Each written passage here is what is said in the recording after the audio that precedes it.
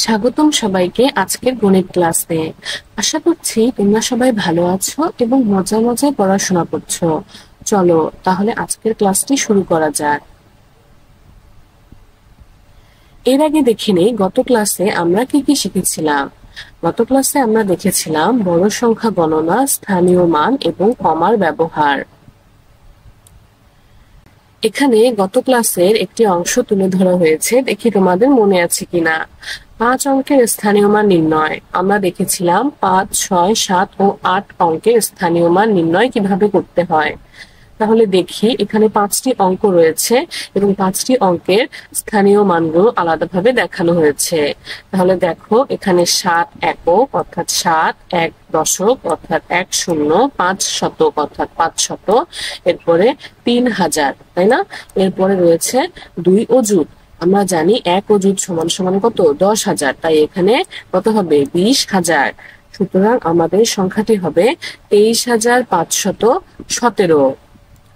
যদি গত ক্লাসে তোমাদের কোনো সমস্যা থাকে তাহলে অবশ্যই শিক্ষককে জানাবে। আজ আমরা আবার বড় সংখ্যা ও স্থানীয় মান নিয়ে আলোচনা করব। আজ যা যা শিখব তা হলো সংখ্যা রেখা এবং সংখ্যার তুলনা। চলো তাহলে মূল পাঠ থেকে বুঝে নেই। সংখ্যারেখা কাকে বলে? গণিতে সংখ্যারেখাগুলো বলতে বোঝায় একটি আনুভূমিক সরলরেখা যেখানে পূর্ণ সংখ্যাগুলো সমান ব্যবধানে স্থাপন করা হয়। এটি হলো সরলরেখায় সংখ্যাগুলির একটি সচিত্র উপস্থাপনা। ঠিক আছে, তাহলে এখানে ছবিতে তোমরা একটি সরলরেখা দেখতে পাচ্ছ যেখানে একটি সমান রেখা রয়েছে এবং এই রেখায় চিহ্নিত করে আমার সংখ্যাগুলো বসানো রয়েছে। অর্থাৎ দেখো এখানে 0, এরপরে আমরা যদি হাতের ডান দিকে যেতে থাকি তাহলে দেখো এখানে 1, 2, 3, 4, 5, 6 যত দূর যাবে তত দূর পর্যন্ত। আবার যদি আমরা হাতের বাম দিকে যেতে থাকি তাহলে দেখবো এখানে ঋণাত্মক সংখ্যাগুলো লেখা হয়েছে। তাহলে সংখ্যারেখা শব্দটি যদি আমরা সন্ধি বিচ্ছেদ করি তাহলে দাঁড়ায় সংখ্যা যোগ রেখা। ঠিক আছে, অর্থাৎ একটি নির্দিষ্ট রেখার মাধ্যমে সংখ্যাগুলো প্রকাশ করাকে আমরা সংখ্যারেখা বলবো। একটি সংখ্যারেখায় শুধুমাত্র বাস্তব সংখ্যাগুলোকেই দেখানো হবে। সংখ্যারেখায় পূর্ণ সংখ্যা স্থাপন, পূর্ণ সংখ্যার অবস্থান নির্ণয়। তাহলে আমরা সংখ্যারেখা কিভাবে স্থাপন বা আঁকবো? একটি সংখ্যারেখা আমরা অঙ্কন করে প্রথমে একটি বিন্দু নিব যা হচ্ছে 0। ঠিক আছে, এরপরে 0 বিন্দুটি কি করবে? সরলরেখাকে দুইটি অংশে বিভক্ত করবে। একটি অংশ যাবে ডান দিকে এবং অপর অংশ যাবে বাম দিকে, এবং দুই দিকে এটি কি হবে? সীমাহীন পর্যন্ত বিস্তৃত হবে, অর্থাৎ অসীম পর্যন্ত। এটাকে যতদূর ইচ্ছা ততদূর নিয়ে যাওয়া যাবে। এর ডান দিকে আমরা জানি কি হবে? ধনাত্মক, এবং বাম দিকে ঋণাত্মক ধরা হয়। অর্থাৎ ডান দিকে আমরা যত যাব তত আমার ধনাত্মক সংখ্যা বৃদ্ধি পেতে থাকবে এবং বাম দিকে যত যাব তত ঋণাত্মক সংখ্যা বৃদ্ধি পেতে থাকবে। এখন একটি নির্দিষ্ট দৈর্ঘ্যকে একক ধরে 0 বিন্দু থেকে শুরু করে ডান দিকে ও বাম দিকে পরপর সমান দূরত্বে আমাদের দাগ দিতে হবে। অর্থাৎ এখানে দেখো 0 বিন্দু আঁকানো হয়েছে, এরপরে সমান দূরত্বে আমাদের নির্দিষ্ট করে দাগ দিতে হবে ধনাত্মক এবং ঋণাত্মক সংখ্যা বরাবর। ঠিক আছে, এবার ডান দিকে দাগগুলোকে পর্যায়ক্রমে 1, 2, 3, 4, 5 এভাবে আমার বাড়াতে হবে। আর বাম দিকে দাগগুলোকে আমরা লিখবো -1, -2, -3, -4, -5 অসীম পর্যন্ত, যেহেতু বাম দিকের সংখ্যাগুলো কি হবে? ঋণাত্মক সংখ্যা। এবং এদেরকে অসীম পর্যন্ত বিস্তৃত করার জন্য বা বোঝানোর জন্য আমরা এদেরকে কিন্তু এই অসীম চিহ্ন ব্যবহার করতে পারি দুই দিকে। ঠিক আছে, তাহলে এই ডান দিকে অসীম চিহ্ন এবং বাম দিকে বিয়োগ অসীম চিহ্ন দিয়ে আমরা একে প্রকাশ করতে পারি। এবার আমরা দেখব সংখ্যা রেখায় যোগ, ধনাত্মক সংখ্যার যোগ। ঠিক আছে, যখন আমরা দুটি ধনাত্মক সংখ্যা যোগ করি ফলাফল সর্বদা কিন্তু একটি ধনাত্মক সংখ্যা হবে। সংখ্যা রেখার সাহায্যে আমরা 3 ও 5 এর যোগ করতে পারি, অর্থাৎ তখন আমার চিহ্ন কিরকম হবে? 3 + 5। ঠিক আছে, এখন এখানে আমরা আঁকছি, দেখো প্রথমে সংখ্যা রেখায় আঁকবো, এরপরে শূন্য নিব, ঠিক আছে। এরপরে শূন্য বিন্দু থেকে ডান দিকে আমরা প্রথমে দাগ টেনে নিব এবং এখানে 1 থেকে অসীম পর্যন্ত কিছু সংখ্যা আঁকবো। আমাদের কত লাগবে? 3 যোগ 5, তাই না? তাহলে এবার আমরা প্রথমে কি করব? 3 ধাপ অতিক্রম করে 3 বিন্দুতে পৌঁছাবো এবং এখানে চিহ্নিত করব। তাহলে এখানে 0, এরপরে 1 2 3, ঠিক আছে। তাহলে এই 3 বিন্দুটি আমরা চিহ্নিত করে নিব, 1 থেকে 3 পর্যন্ত যাব। এরপরে আমরা আবার একই দিকেই আবার কি করব? 5 পর্যন্ত বিস্তৃত করব, অর্থাৎ প্রথমে 0 থেকে 3 পর্যন্ত, এরপরে 0 থেকে 5 পর্যন্ত গিয়ে আমরা এখানে ধাপ অতিক্রম করে এখানে চিহ্নিত করব। এবং আমরা কত জানি যে 3 যোগ 5 সমান কত হয়? 8। অথবা আমরা এখানে কি করতে পারি? এই সংখ্যাগুলো গণনা করে হিসাব করতে পারি যে প্রথমে 0 থেকে 3 পর্যন্ত গেল, এরপরে যদি আমরা 3 থেকে আরো 5 পর্যন্ত যাই তাহলে কততে যে দাঁড়াচ্ছে? এখানে 1 2 3 4 5, অর্থাৎ 3 থেকে 5 পর্যন্ত যদি আমরা গণনা করি তাহলে আমার বিন্দুতে কোন বিন্দুতে পৌঁছাচ্ছে? বিন্দু 8-এ পৌঁছাচ্ছে, তাই না? অর্থাৎ আমার 3 যোগ 5 করলে আমরা পাবো কত? 8। এবার আমরা দেখব ঋণাত্মক সংখ্যার যোগ। তাহলে যখন আমরা দুটি ঋণাত্মক সংখ্যা যোগ করি ফলাফল সর্বদা একটি ঋণাত্মক সংখ্যাই হবে। আসো দেখি, এখানে সংখ্যা রেখার সাহায্যে আমরা যদি -5 ও -3 এর যোগ করি, একে ব্র্যাকেটের মাধ্যমে লেখা হলো বোঝার সুবিধার জন্য, -5 যোগ -3, তাহলে প্রথমে একটি সংখ্যা রেখা এঁকে শূন্য বিন্দু চিহ্নিত করে আমরা যেহেতু ঋণাত্মক সংখ্যা -5 এবং -3, তাহলে আমরা কি করব? বাম দিকে আগাতে থাকবো। তাহলে প্রথমে আমরা কি করব?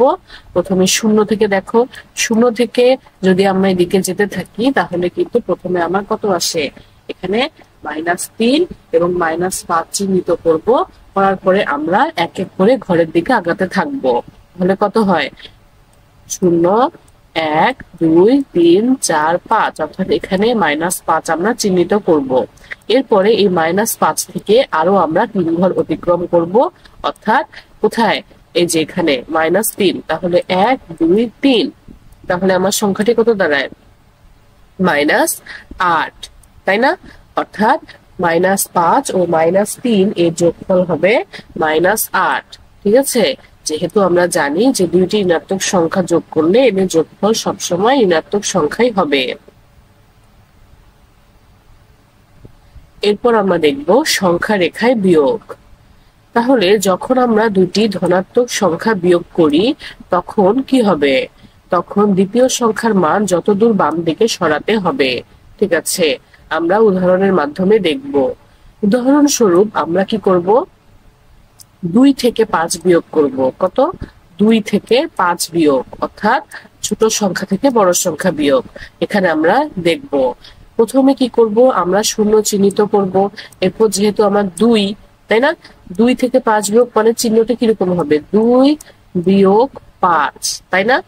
অর্থাৎ প্রথমে আমার কি করতে হবে? 2 চিহ্নিত করতে হবে। তাহলে 0 1 2, এই যে এখানে 2। এরপর আমার পরবর্তীতে কি আছে? বিয়োগ 5 চিহ্নিত করতে হবে। তাহলে সেক্ষেত্রে আমরা কি করব? এই 2 থেকে সরাসরি আমরা বাম দিকে অর্থাৎ ঋণাত্মক সংখ্যার দিকে চলে যাব, ঠিক আছে। তাহলে বাম দিকে 5 ঘর আমরা যাব। তাহলে এখানে 2 চিহ্নিত করলাম। তাহলে এবার দেখি 1 2 3 4 5, তাহলে কোন জায়গায় এসে ঠিকছে? এই যে এখানে, তাই না? অর্থাৎ -3 এর জায়গায়। সুতরাং আমার উত্তর কত হবে? -3। অর্থাৎ এক্ষেত্রে আবার বলি, প্রথমে আমরা কি করব? 2 চিহ্নিত করব। এবার আমরা কি করব? -5 ঘর আগাবো, ঠিক আছে। অর্থাৎ -5 ঘর আগাতে আমাদের কি করতে হবে? বাম দিকে আগাতে হবে, ঠিক আছে। সেক্ষেত্রে আমরা কি করব? 1 2 3 4 5, সুতরাং উত্তর হবে কত? -3। এবার আমরা দেখব ঋণাত্মক সংখ্যার বিয়োগ। তাহলে সেক্ষেত্রে দ্বিতীয় সংখ্যার মান যতদূর ডান দিকে সরাতে হবে। উদাহরণস্বরূপ -2 থেকে -4 আমাদের বিয়োগ করতে হবে, অর্থাৎ -2 বিয়োগ 4, তাই না? তাহলে প্রথমে আমাদের কি করতে হবে, এখানে -2 চিহ্নিত করতে হবে, -2। ঠিক আছে, প্রথমে শূন্য চিহ্নিত করে আমাদের কি করতে হবে, -2 স্থানে চিহ্নিত করে এবার আমাদের কি করতে হবে, -4। অর্থাৎ এখানে চিহ্নটি কিরকম হবে, -2 এরপরে বিয়োগ এরপরে -4। তাহলে এক্ষেত্রে আমার কি হবে, এই বিয়োগের সাথে বিয়োগ থাকলে সামনে কি হয়, আমাদের চিহ্ন পরিবর্তন হয়ে যায় না।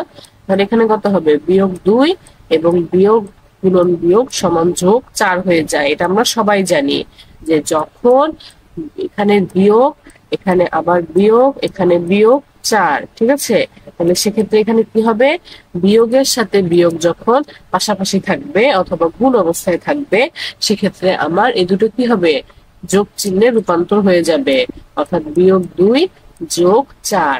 ঠিক আছে, তাহলে সেক্ষেত্রে আমার কি হবে, এই -2 চিহ্নিত করার পরে এবার আমাকে ডান দিকে 4 ঘর আগাতে হবে, যেহেতু এখানে চিহ্ন কত আছে, যোগ চিহ্ন আছে।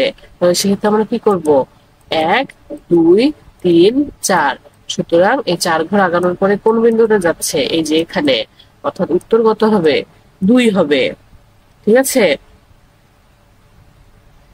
আশা করছি তোমরা ধনাত্মক এবং ঋণাত্মক সংখ্যার যোগ ও বিয়োগ খুব ভালো মতো বুঝে গিয়েছো। যদি তোমাদের কোনো সমস্যা থাকে তাহলে অবশ্যই পরবর্তী ক্লাসে শিক্ষককে জানাবে।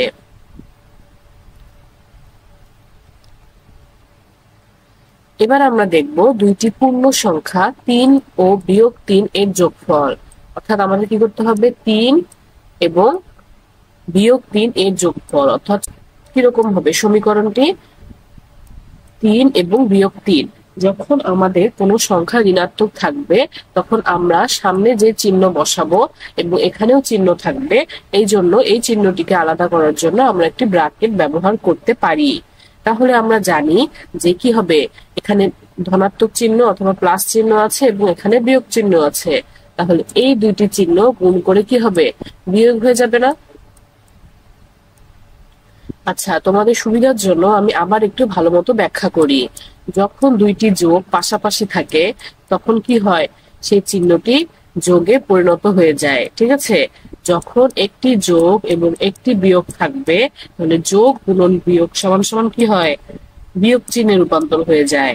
যখন একটি বিয়োগ এবং আরেকটি বিয়োগ থাকবে অর্থাৎ দুইটি বিয়োগ থাকবে তাহলে কি হবে, একটি বিয়োগ আরেকটি বিয়োগ, বিয়োগে বিয়োগে কি হয়, গুণ অবস্থায় থাকলে যোগ হয়ে যায়। ঠিক আছে, এভাবে চিহ্নের রূপান্তর তোমাদেরকে জানতে হবে, তাহলে তোমরা খুব সহজে এই সংখ্যা রেখার অঙ্কগুলি বুঝতে পারবে।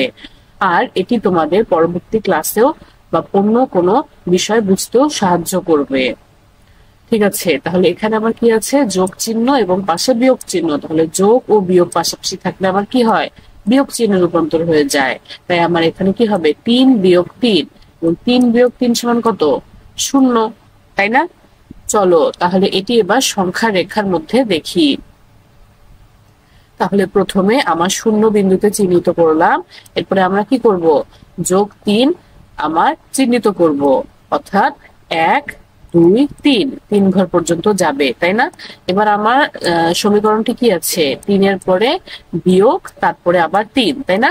যেহেতু বিয়োগ আছে সেহেতু আমার কোন দিকে যেতে হবে, বাম দিকে যেতে হবে। তাহলে এখানে আমার ধনাত্মক দিকে বা ডান দিকে আমরা 3 পর্যন্ত গেলাম, আবার এখান থেকে আমার কি করতে হবে, বাম দিকে আগাতে হবে, যেহেতু বিয়োগ 3 রয়েছে। তাহলে সেক্ষেত্রে আমরা কি করব, 1 2 3, অর্থাৎ কোথায় যাচ্ছে, 0 স্থানে আমার চিহ্নিত করছে, অর্থাৎ উত্তর হচ্ছে 0। ঠিক আছে, তাই যে কোনো একই ধনাত্মক এবং ঋণাত্মক সংখ্যা যোগ করলে আমরা 0 পাবো। অর্থাৎ একটি ধনাত্মক পূর্ণ সংখ্যার সাথে তার ঋণাত্মক পূর্ণ সংখ্যা যদি যোগ করা হয় তাহলে যোগফল সবসময় কত হবে, 0 হবে। এবার তাহলে নিজে চেষ্টা করে দেখবে, সংখ্যা রেখার সাহায্যে 5 ও -3 যোগ করে পাবো কত। ঠিক আছে, তাহলে 5 যোগ কত, -3। তাই না? তাহলে বলো তো, এখানেও কিন্তু সংখ্যার চিহ্নগুলো পরিবর্তন হয়ে যাবে। তাই না? যোগ আর বিয়োগ গুণ করলে কত হবে, বিয়োগ হবে। তাহলে সেক্ষেত্রে কত হবে, 5 - 3। ঠিক আছে, তাহলে এবার তোমরা সংখ্যা রেখায় প্রথমে 5 চিহ্নিত করবে, এরপরে আবার -3, অর্থাৎ তোমরা বাম দিকে আরো 3 ঘর যাবে।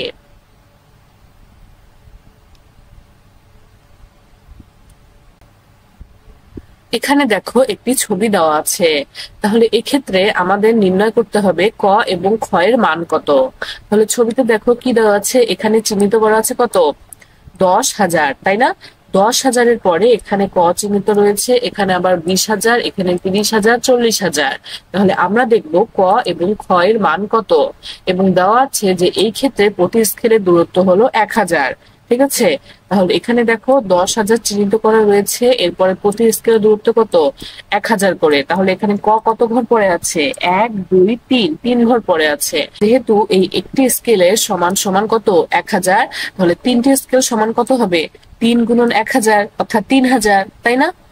এভাবে আমার ক সমান সমান কত হবে, 10,000-এর পরে আরো 3 ঘর রয়েছে এবং প্রত্যেক ঘরের মান হলো 1,000। তাহলে সেক্ষেত্রে আমরা কি করব, 10,000 যোগ 3 গুণন 1,000 অর্থাৎ 10,000 যোগ 3,000, তাই না? যোগ করলে আমরা কত পাই, 13,000। সুতরাং ক সমান সমান হবে 13,000। এবার একইভাবে তোমরা খটি নির্ণয় করবে। এখানে কত আছে, 20,000, এরপরে খ কত ঘর পড়ে আছে আমাদের এখানে গণনা করতে হবে। 1 2 3 4 5 6, 6 ঘর পড়ে, অর্থাৎ 6 গুণন 1,000 সমান 6,000। তাহলে 20,000-এর সাথে আমার কি করতে হবে, 6,000 যোগ করতে হবে, তাহলে আমরা পাবো খ এর নির্ণয় মান। ঠিক আছে, তাহলে খ এর নির্ণয় মান কত হবে, 26,000। দেখো এখানে রয়েছে 30,000, সেক্ষেত্রে এখানে যদি আমার এই ঘরে যদি আমার একটি গ চিহ্নিত করা থাকতো, তাহলে বলো তো এই গ এর মান কত হতো। প্রত্যেক ঘরের মান যেহেতু 1,000, তাহলে আমরা এই পর্যন্ত কতগুলো ঘর অতিক্রম করেছে তা আমরা দেখব। তাহলে 1 2 3 4 5, তাই না? তাহলে এইটুকু দূরত্ব কত হতো, 5,000। তাহলে এই 30,000 থেকে আমার এই 5,000 যোগ করলে আমরা কত পাবো, গ এর মান পাবো। তখন কত হতো, 35,000। এবার নিজে চেষ্টা করে দেখবে, সংখ্যা রেখায় 38,000 ও 36,000 এর অবস্থান যাচাই করবে। এই সংখ্যা রেখাটার মধ্যে 36,000 ও 38,000 কোন কোন অবস্থানে হবে। তাহলে যেহেতু প্রত্যেক স্কেলের দূরত্ব দেওয়া আছে আমার কত, 1,000, তাহলে আমরা কি করব, এখানে 38,000 ও 36,000 করতে হলে এখানে 30,000-এর পরে আমরা 3 ঘর এবং 8 ঘর অতিক্রম করলে আমার কিন্তু কাঙ্ক্ষিত অবস্থানটি আমরা বের করতে পারবো। তাহলে এখানে 30,000, তাহলে আমরা দেখবো যেখানে 6 ঘর কত হবে, 1 2 3 4 5 6, তাই না? তাহলে এখানে এই যে কত হবে, 36,000 এই জায়গায়, এবং এখানে 8 ঘর কত, 7 8, 1 2 3 4 5 6 7 8। এখানে দেখো 1 2 3 4 5 6 7 8, অর্থাৎ এই অবস্থানে হবে কত, এই যে 38,000। ঠিক আছে, এভাবেই তোমরা সংখ্যা রেখার মাধ্যমে খুব সহজেই কোনো সংখ্যার অবস্থান যাচাই করতে পারবে। এবার আমরা দেখব সংখ্যার তুলনা। সংখ্যা তুলনা করতে সবচেয়ে বড় স্থানীয় মান থেকে শুরু করব, এবং যে সংখ্যার ওই স্থানে বড় অঙ্ক থাকবে সেটি হবে বৃহত্তম সংখ্যা। উদাহরণস্বরূপ দেখো, এখানে 5,309 ও 3,785 সংখ্যা দুইটির মধ্যে আমাদেরকে তুলনা করতে হবে। তাহলে এখানে বড় স্থানীয় মান কত রয়েছে, 5,309, তাই না? তাহলে এখানে এই 5,000, এখানে হাজারের স্থানাঙ্ক কি সবচেয়ে বড় স্থানীয় মান, তাহলে এখানে 5 হলো সেই কাঙ্ক্ষিত অঙ্কটি, তাই না? বড় স্থানীয় মানের অঙ্কটি। এবং তাহলে এই সংখ্যাটির বড় স্থানীয় মানের অঙ্ক কত, 3। তাহলে 5 এবং 3-এর মধ্যে কিন্তু 5 বড়, তাই না? সেক্ষেত্রে আমরা বলবো যে এই সংখ্যাটি হবে তুলনামূলক বড়। এবং যদি বড় স্থানীয় মানে দুইটি একই অঙ্ক থাকে সেক্ষেত্রে আমরা কি করব, সেক্ষেত্রে যেমন দেখো এখানে বড় স্থানীয় মান অর্থাৎ হাজারের অঙ্কে কয়টি, দুইটি 2 রয়েছে, তাই না? তাহলে এক্ষেত্রে আমরা কিভাবে তুলনা করব, সেক্ষেত্রে আমরা পরবর্তী বা দ্বিতীয় বড় স্থানীয় মানকে তুলনা করব, অর্থাৎ তখন আমরা শতকের ঘরে তুলনা করব। এখানে শতকের ঘরে কত রয়েছে, 5 এবং 8, তাই না? যেহেতু 8 5-এর থেকে বড়, তাহলে এই দ্বিতীয় সংখ্যাটি হবে বড়। আবার যদি এখানে দেখো এই দুইটি সংখ্যার মধ্যে 2 3 2 3 অর্থাৎ হাজার ও শতক দুই স্থানে একই অঙ্ক রয়েছে, সেক্ষেত্রে আমরা কি করব, পরবর্তী স্থানীয় মান বিবেচনা করব। অর্থাৎ এখানে দশকের স্থানীয় মান বিবেচনা হবে। 7 ও 9 এর মধ্যে কিন্তু 9 বড়, তাই না? তাই এখানে বৃহত্তম সংখ্যাটি হবে 2395। এবার আমরা দেখব সংখ্যা তুলনা করতে চিহ্নের ব্যবহার। মানে সংখ্যা তুলনা করতে এই দুইটি চিহ্ন ব্যবহার করা হয়। এখানে এটি হলো বৃহত্তম সংখ্যার চিহ্ন এবং দ্বিতীয়টি হলো ক্ষুদ্রতম সংখ্যার চিহ্ন। উদাহরণস্বরূপ দুইটি সংখ্যা দেওয়া আছে, এদের মধ্যে তুলনা করতে হবে চিহ্নের সাহায্যে। তাহলে দেখো 5324 এবং 3242। তাহলে প্রথম সংখ্যাটি কিন্তু বড়, তাই না? যেহেতু প্রথমে বড় সংখ্যাটি দেওয়া আছে, তাই এখানে আমার কি হবে, বৃহত্তর চিহ্ন ব্যবহৃত হবে। এবং এখানে প্রথমে দেখো কি আছে, ক্ষুদ্রতম সংখ্যা 6742 কিন্তু এই 6941 থেকে ছোট। তাহলে প্রথমে যে সংখ্যাটি থাকবে সেটি বিবেচনা করে আমরা চিহ্নটি বসাবো। তাহলে এখানে চিহ্নটি কি হবে, এই ক্ষুদ্রতম সংখ্যার চিহ্ন এখানে বসবে। তাহলে এবার নিজে চেষ্টা করে দেখি। 5473 ও 7643 সংখ্যা দুইটি ছোট থেকে বড় এবং বড় থেকে ছোট সাজাই। আগেই বলা হয়েছে যে যেই সংখ্যাটি প্রথমে থাকবে সেই সংখ্যা বিবেচনা করে আমরা চিহ্ন বসাবো। অর্থাৎ প্রথমে যদি আমরা ছোট সংখ্যা লিখি তাহলে সেক্ষেত্রে আমরা ছোট সংখ্যা চিহ্নটি বসাবো। যেমন এখানে ছোট থেকে বড়, অর্থাৎ প্রথমে ছোট সংখ্যা এরপরে বড় সংখ্যা লিখতে হবে এবং এখানে ব্যবহৃত হবে ক্ষুদ্রতম সংখ্যার চিহ্ন। তাহলে ছোট সংখ্যা কত বোঝাই যাচ্ছে, 5473। তাহলে প্রথমে আমরা 5473 লিখবো, এরপরে ক্ষুদ্রতম সংখ্যার চিহ্ন, এরপরে আমার আসবে কত, 7643। ঠিক আছে? এরপর বড় থেকে ছোট সাজাতে প্রথমে আমরা বড় সংখ্যাটি লিখবো, এরপরে বড় সংখ্যার চিহ্ন, এরপরে ক্ষুদ্রতম সংখ্যা। এবার তাহলে নিচের চেষ্টা করে দেখবে, নিচের সংখ্যাগুলো তুলনা করবে এবং খালি ঘরে সঠিক চিহ্ন বসাবে। প্রথমেই তোমরা কি করবে, প্রথম সংখ্যাটি বিবেচনা করবে এবং সেই হিসেবে চিহ্ন বসাবে। প্রথমে দেখো এখানে আছে কত, 2055 এবং দ্বিতীয় সংখ্যাটি হলো 52567। তাহলে দ্বিতীয় সংখ্যাটি কিন্তু বড় এবং প্রথম সংখ্যাটি হলো ছোট। তাহলে সেক্ষেত্রে আমরা কিন্তু এখানে কি করব, ক্ষুদ্রতম সংখ্যার চিহ্ন বসাবো। এবার নিজে চেষ্টা করে দেখবে, এখানে দেখো একক, দশক, শতক, হাজার, অযুত, লক্ষ, এখানে দুইটি লক্ষর স্থানীয় মানের অঙ্ক দেওয়া আছে। তাহলে বলো দেখি এই দুইটির মধ্যে কোনটি বড়? এখানে দেখো প্রথম তিনটি, এখানে লক্ষ, অযুত, হাজার, তিনটি স্থানীয় মানের অঙ্কই কিন্তু সমান। দেখো এখানে 465 465 তিনটি সমান। তাহলে যখন আমার প্রথম বড় স্থানীয় মানগুলো একই হতে থাকবে দুইটি সংখ্যার, সেক্ষেত্রে আমরা পরবর্তী স্থানীয় মানের দিকে আগাবো। তাহলে লক্ষ, অযুত, হাজার তিনটি একই, তাহলে আমরা পরবর্তী স্থানীয় মান শতকের দিকে লক্ষ্য করব। এখানে 3, তাই না? আরেকটি সংখ্যা রয়েছে কত, 2। তাহলে আমরা জানি যে 2 অপেক্ষা 3 বড়, তাই না? 3 হলো সংখ্যাটি বড়। তাহলে সেক্ষেত্রে আমরা কি হবে, যেই সংখ্যায় এই শতকের ঘরে 3 আছে তা 2 অপেক্ষা বড়। তাহলে আমার এই সংখ্যাটি অর্থাৎ প্রথম সংখ্যাটি হবে বড়, অর্থাৎ 4,65,311। তাহলে দেখো এখানে সব অঙ্কই কিন্তু একই, তাই না? শুধুমাত্র এখানে শতকের ঘরের অঙ্কটি আলাদা। তাহলে আমার এখানে কিন্তু এই শতকের ঘরের এই দুইটি অঙ্কের মাধ্যমে তুলনা করেই আমরা কিন্তু কোন সংখ্যাটি বড় তা আমরা বের করতে পারলাম। এবার আমরা দেখব 2 এবং ততোধিক সংখ্যাগুলো চিহ্ন ব্যবহার করে সাজানোর উপায়। এক্ষেত্রে আমরা 2 এর বেশি সংখ্যা বা যত সংখ্যায় থাকুক সেক্ষেত্রে আমরা সেগুলোকে বড় এবং ছোট সংখ্যা বের করে আমরা এগুলোকে ছোট থেকে বড় এবং বড় থেকে ছোট চিহ্নের মাধ্যমে সাজাতে পারি। যেমন এখানে দেখো ছোট থেকে বড়, অর্থাৎ প্রথমে আমার ছোট সংখ্যা, এরপরে তার থেকে বড়, তার থেকে আরো বড়, এভাবে ছোট থেকে সর্বোচ্চ সংখ্যা পর্যন্ত আমরা এগিয়ে যাব। এবং যেহেতু ছোট সংখ্যা ব্যবহার করা হয়েছে তাই এখানে ক্ষুদ্রতম সংখ্যার চিহ্ন আমরা দিব। ঠিক আছে? তাহলে এখানে কি হবে, সবচেয়ে ক্ষুদ্রতম সংখ্যা কোনটি, 99, তাই না? তাহলে এখানে প্রথমে আমার 99 বসবে। এরপরে কি হবে, আমার ক্ষুদ্রতম সংখ্যার চিহ্ন, এরপরে সংখ্যাটি কত, 125, তারপরে আমরা পাই 526, এরপরে সংখ্যা হলো 827 এবং সবশেষে 987। এভাবে 99 থেকে বাড়াতে বাড়াতে আমার 987 পর্যন্ত সংখ্যা আমরা লিখবো এবং ক্ষুদ্রতম সংখ্যার চিহ্ন এখানে ব্যবহার করব। আবার বড় থেকে ছোট সংখ্যা সাজাতে প্রথমে আমরা কি করব, বৃহত্তম সংখ্যা অর্থাৎ 987 সংখ্যাটি লিখবো।